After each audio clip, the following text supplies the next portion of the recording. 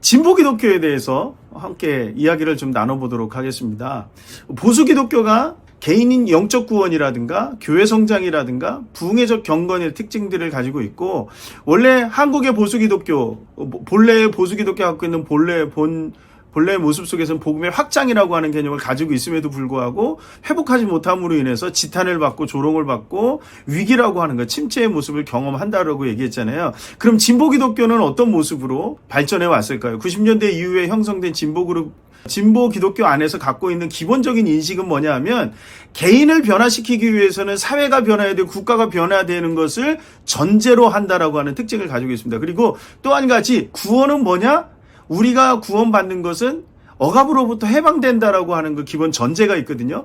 그러다 보니까 사회를 해방시키는 것은 사회를 구원하는 거예요. 사회를 구원하게 되면 개인도 구원을 받는다라고 하는 그런 구조를 가지고 있죠. 그러다 보니까 이 세습의 문제라든가 동성애의 문제, 이런 모든 현안에 있어서 기득권과 비기득권으로 구도를 만들어 놓고 그리고 문제를 보기 시작하는 그러한 모습이 진보 기독교 가운데 있습니다. 그리고 인권의 문제라든가 동성애의 문제에 있어서도 이것을 해방과 구원의 개념으로만 이해를 하기 때문에 영적 구원과 변화를 통해서, 회심을 통해서 개인 스스로가 변화되어지는, 인간의 변화라고 하는, 개인의 변화라고 하는 것을 너무 시켰다라고 하는 거죠. 그러니까 복음화의 개념이 사라져버렸고, 복음화가 빠져버리니까 기독교적 세계관으로 세상을 바꾼다라고 하는 개인과 가정과 학교와 사회와 이런 단계적인 것들을 변화시켜 나간다라고 하는 것에 있어서는 조금 부정적이고요. 어떤 것들이죠?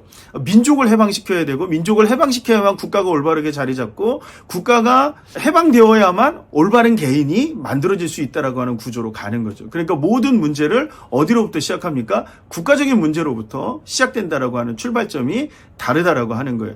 보수 기독교는 어디로부터? 개인으로부터 출발하죠. 근데 진보 기독교는 언제나 사회와 국가로부터 얘기합니다. 그러니까 사회의 정의는 어떤 것으로부터요? 개인의 정의가 실현되어서 사회로 확장되는 개념이 아니라 사회적 정의가 실현되어야 개인의 정의가 만들어질 수 있다라고 보는 것이 진보 기독교가 가지고 있는 구조의 핵심이라고 하는 거죠. 근데 저는요, 진보 기독교가 사회운동 단체라고 한다면, 사회운동단체라면 그런 일각에서 그렇게 말할 수 있는 부분도 저는 이해할 수 있다라고 생각합니다. 그런데 문제는 뭐냐면, 오늘날 한국의 진보 기독교의 문제는 개인이라고 하는 것이 너무 약화되어 있다라고 하는 거예요. 개인으로 어떻게 변화시킬 것인가? 그러면 사회를 변하면 진짜 개인이 바뀔 것인가?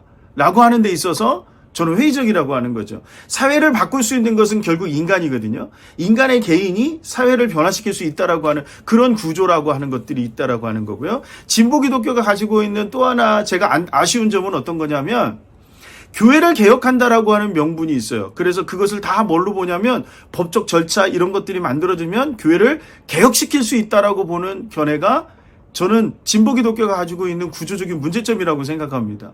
여러분들, 교회를 개혁할 수 있는 방법은 어떤 거죠? 어떤 여론을 동원해서, 그래서 사회적인 압력으로, 그래서 교회가 쪼그라들고 있으니까 교회를 개혁해야 된다? 이것이 아니라, 교회가 문제가 많으니까 개혁해야 된다? 이것이 아니라 근본적으로 어디로부터 해결이 가야 교회가 변화되어지죠? 결국 개인의 발견이라고 하는 것부터 시작되거든요.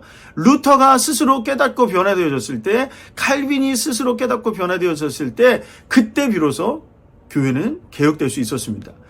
교회는요, 혁명을 하는 것이 아니라는 거예요. 근데 진보 기독교는 대부분 이야기를 듣다 보면 혁명을 이야기하는 경우가 많고요, 급격한 변화를 추구하는 경우가 굉장히 많습니다. 그러다 보니까 전체를 때려잡고 바꾸지 않으면, 뜯어고치지 않으면 개인은 절대 바꿀 수 없다라고 믿는 것이죠. 그러나 한국교회가 가지고 있는 본래의 신학, 기독교의 본질 안에는, 성경적인 본질 안에는 어떤 것들이 있습니까? 개인을 변화시켜서 사회를 변화시키는 그러한 프로세스와 과정들이 있거든요. 초대교회가 로마를 먼저 변화시키지 않고 어디를 변화시켰습니까? 로마의 한 영혼 한 영혼을 변화시켜 나가서 결국 궁극적으로 로마를 변화시켜 나갔다라고 하는 거죠. 그런 면에서 보수 기독교가 가지고 있는 한계가 저는 있다라고 생각을 합니다. 특히 동성애 문제에서 아주 심각하죠. 그래서 이것을 인권의 문제로 접근을 하는데 인권이라고 하는 것을 어디로 보는 거죠? 인간의 해방으로 보는 거죠. 억압으로부터 해방되어지는 것. 그런데 기독교에서 인권은 어떤 거죠? 인간이 인간다워지는 건데요. 그 인간다워진다라는 것은 어떤 거예요? 내가 인간의 존재가 존귀함을 깨닫고 다른 사람들의 존귀함을 인정해 주는 것. 그러니까 이것에는 어떤 것들이 있냐면 하나님의 형상을 회복하면 다른 사람을 더 존중하고 높여준다라고 하는 개념이 있거든요. 근데 여기서 문제는 뭐예요? 진보 기독교는 인간을 인간답게 만들어준 하나님의 형상을 회복하는 그 회복의 방법이 우리는 복음화라고 이야기를 하는데 진보 기독교에서는 이 복음화라고 하는 개념을 사회적 개혁이나 사회적 정의의 실현으로 본다라고 하는 차이가 있죠. 그러니까 동성애 문제에 있어서도 보수 기독교가 하나님의 인권 안에서 하나님의 형상이라고 하는 그 인간론 안에서 동성애 문제에 접근하죠. 어떤 인간이에요? 불의함을 타파해 나가는 인간이에요. 그러니까 우리에 있는 죄성과 죄악을 타파해 나가는 인간을 회복하는 것을 인간의 모습이 인권이라고 이야기하고, 그리고 내가 나를 사랑하는 것처럼 남을 사랑해야 되는 것이 인권이죠. 그래서 존중해야 되고 억압과 횡포로부터 이것을 보호해 나갈 수 있는, 그걸 법과 제도로 보호해 나갈 수 있는 그러한 사회를 만들어가는 것이 보수 기독교가 추구하는 가치라고 한다면 진보 기독교에서는 그렇지 않다라고 하는 거죠. 그냥 인간의 자유를 누리고 억압적인 것들이 걷어내고 해방되어지는 그 자체를 어떻게 보면 인권의 수호라고 보는 느낌이 있기 때문에 어떤 국가 사회 질서 여러 가지 면에서 법과 제도의 문제에서 우리 사회를 궁극적으로 어떤 사회로 지향해 나가야 되는지 거기 안에서 개인의 인권, 개인의 자유와 개인의 정의와 이것을 보호해 나간다라고 하는 그런 개념은 약화될 수밖에 없는 구조가 있다라고 하는 거죠. 그래서 동성애 문제를 접근하는 데 있어서도 보수와 진보 기독교가 가장 뚜렷한 차이점을 갖는 것을 볼 수가 있습니다. 특히 동성애 문제에 있어서 동성애를 우리는 죄의 한 종류로 보지만 동성애를 이들은 인간의 행위로 본다는 말이에요. 그래서 우리는 그 행위를 하는 인간이 돌아올 수 있다고 믿는 거죠.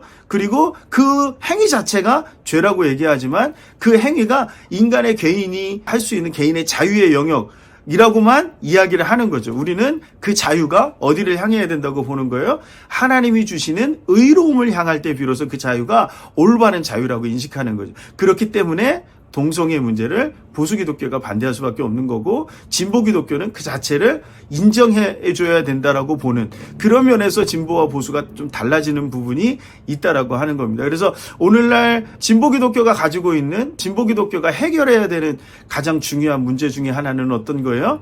개인의 복음화를 어떻게 성경적으로 신학적으로 기독교의 본래성으로 회복할 것인가. 이 문제가 해결되지 않으면 많은 한국의 기독교인들에게 쉽게 받아들일 수 없는 그런 구조가 있다라는 거죠. 뜨겁게 기도하는 거 이런 것들을 철진한 영성으로 보는 것은 저는 문제가 있다라고 생각합니다. 그리고 언제나 교회는 부수적인 것으로 생각하는데 이것도 제가 볼 때는 문제가 있다고 생각합니다. 이것들이 해결되지 않고는 그리고 우리 사회를 어떤 사회로 만들어가야 될지 기독교적인 가치관 안에서 만들어가야 되는 그런 민주화된 그런 사회는 도대체 어떤 사회인지를 보여주지 않는다면 이 문제를 해결하기는 굉장히 어려울 것이라고 생각을 합니다.